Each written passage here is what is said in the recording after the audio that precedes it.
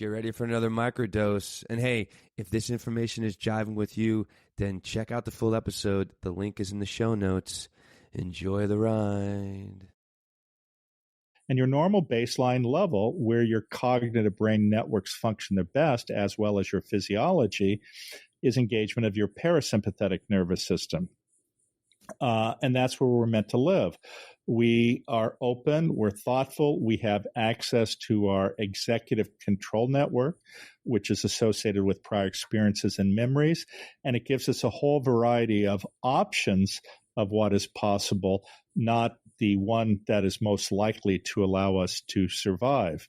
So they're quite different. And this plays an important role in terms of our ability to manifest. And it's not to say that you cannot manifest being in a fear mode, which many people try to do, but the most likely way for you to manifest and the most likely way to have your brain networks function is when you engage your parasympathetic nervous system. And as you know, the very nature of mindfulness, or the breathing exercise that we did earlier, is to shift you from engagement of the sympathetic nervous system to engagement of your parasympathetic nervous system. And again, when that happens, magic happens. And what I mean by that is when you're in the mode of the rest and digest system, you're open, you're thoughtful, you're generous. Those parts of your brain that are associated with pleasure and reward are activated because you are caring for others. You're looking through the lens of how to be helpful. And as a result, your pleasure and reward systems are activated by neurotransmitters such as oxytocin, which many of us call the love, bonding, nurturing hormone. And just as importantly, your physiology also works at its best. There's something called heart rate variability that some of your listeners may know.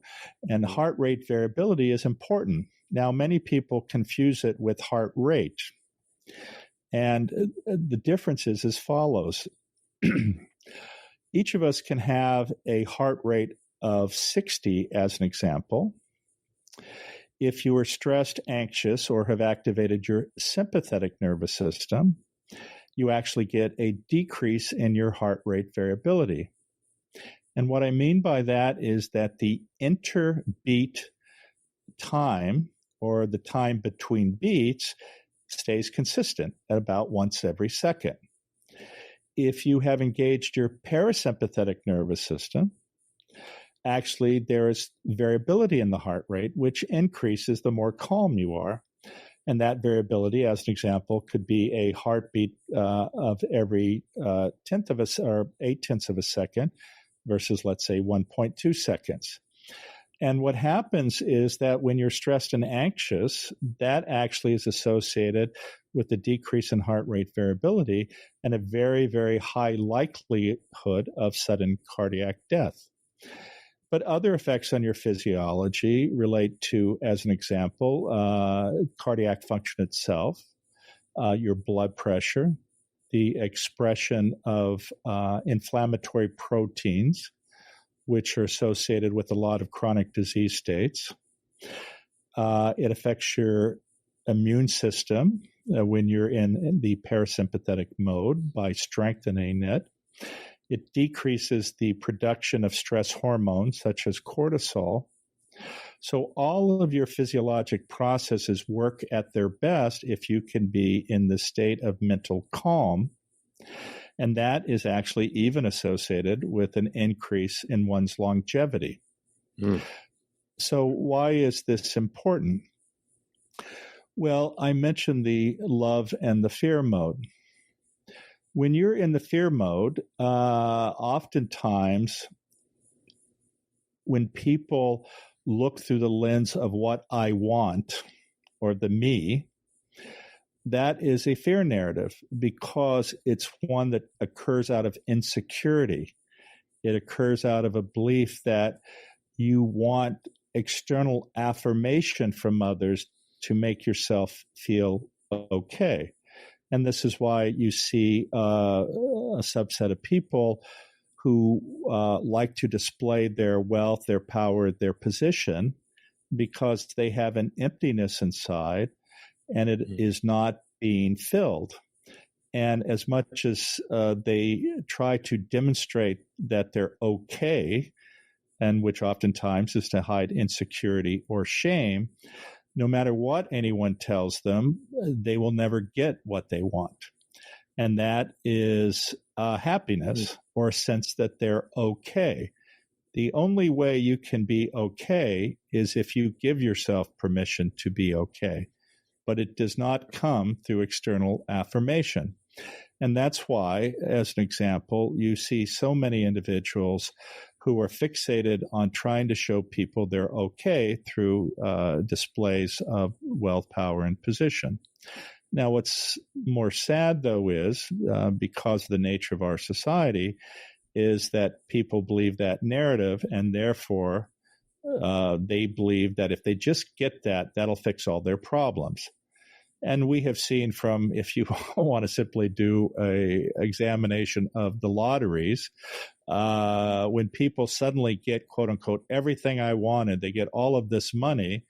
For many of those people, that's the absolute worst thing they could get, because it destroys their lives.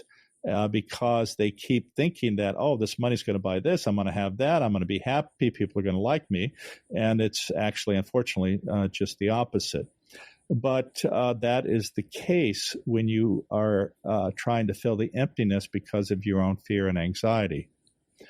Conversely, when you connect with others, when you care for others, when you look through the lens of how can I be of service, how can I be helpful, this is how we evolved as a species. Because if you look at our quote-unquote nuclear family, if you will, unlike other species, we don't run off or into the jungle or the forest fully whole, ready to survive. Our species requires us to be cared for 10 or 15 years. And the nature of how we have a genetic imperative to care is because when we care, all of our brain cognitive systems work their best. We are rewarded for caring by the release of different neurotransmitters or hormones, such as oxytocin, which makes us feel good about ourselves and feel good about caring.